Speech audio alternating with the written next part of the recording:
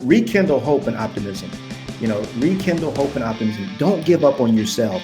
You are a success.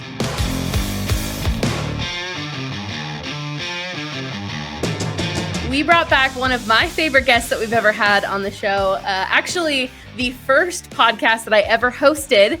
I did it with Knolly Williams here. So this is really exciting. It's been a few months since we've chatted, Knolly, but welcome back to the show. Thank you. Thank you, Haley. I'm so happy to be here. Super excited to be here.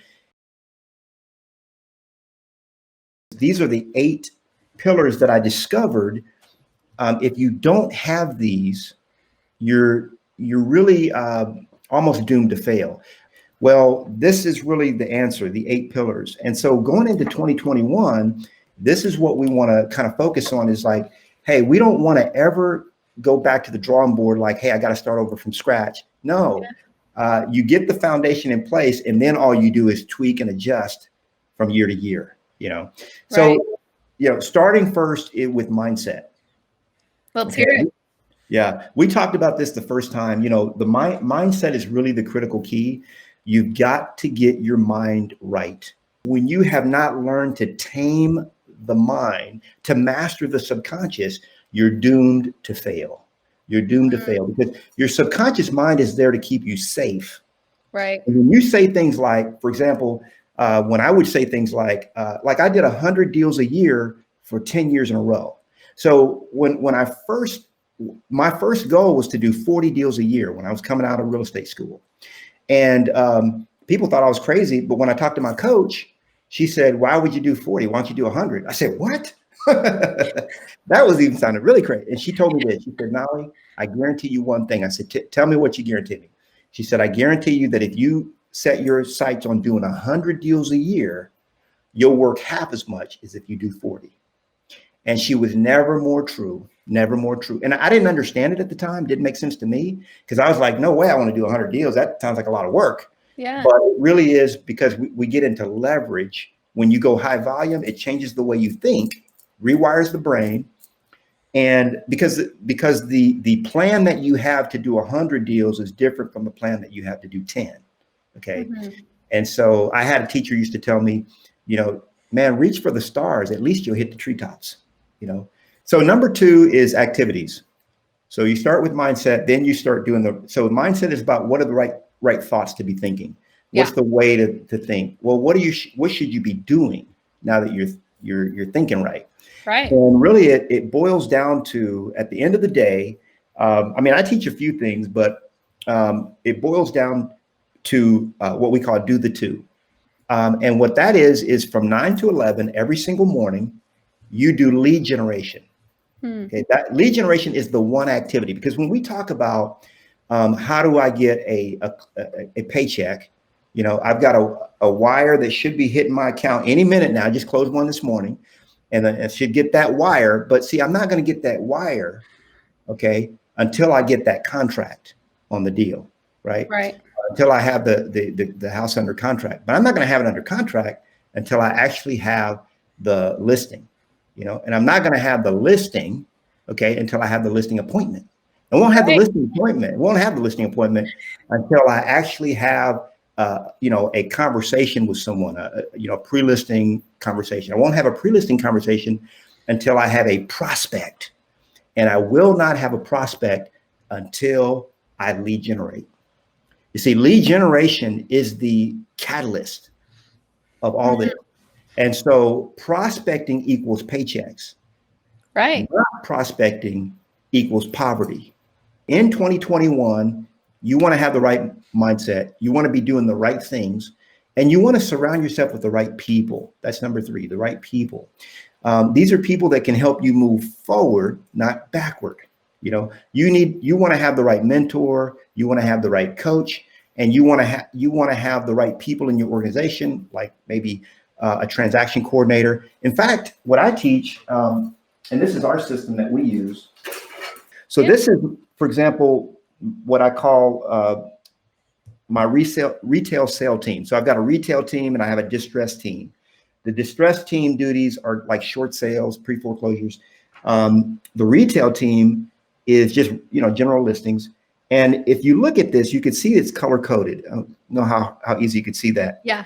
So everything that's color coded is assigned to someone else. Anything that's not color coded is what I do.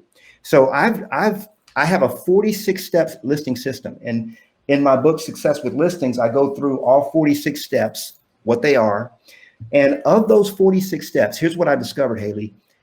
Most agents only have to do 3 to 5 steps and they can delegate everything else. But you've got to have the right people in place.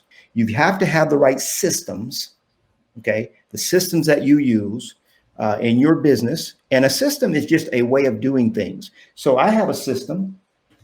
It's right here. This is my listing system. And so it tells you who's going to do what.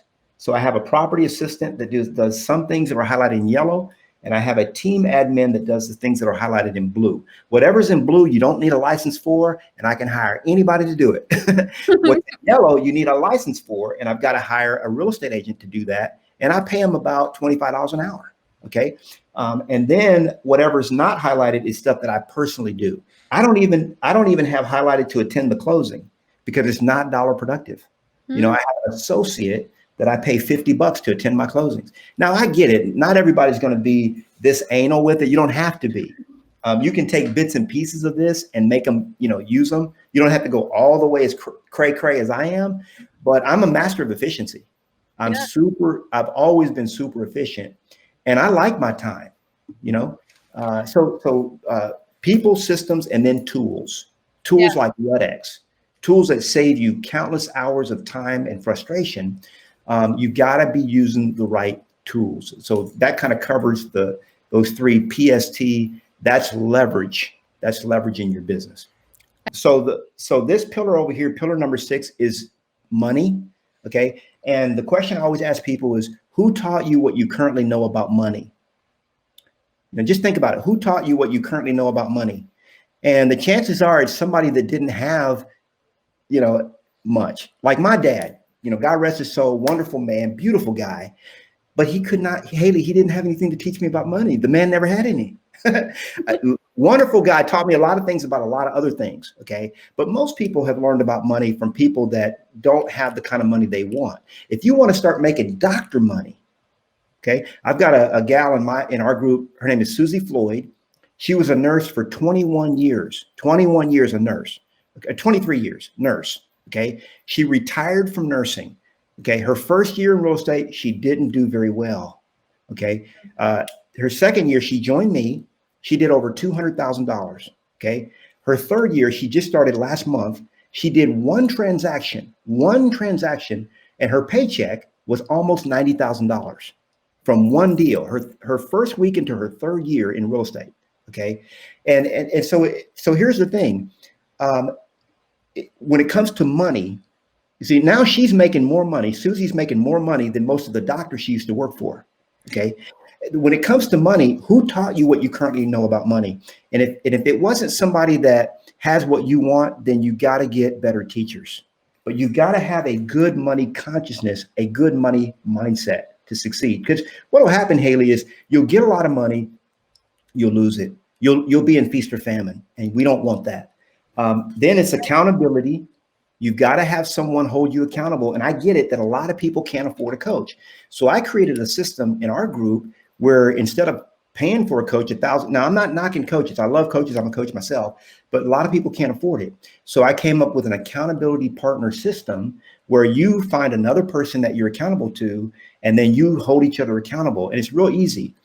With what a coach does is they say, hey, Haley, how was your week? Oh, it was great. Did you meet, exceed, or fall short of your goal this week? Well, I kind of fell short. Well, Haley, let me ask you a question. What specific steps are you going to do, or what are you going to do next week so that when we're on the call together, you will have exceeded or at least met your goal? Well, I'm going to do this and that. Okay, Haley, have a nice week. I'll talk to you next week. You pay him $1,000 a month, a month for that.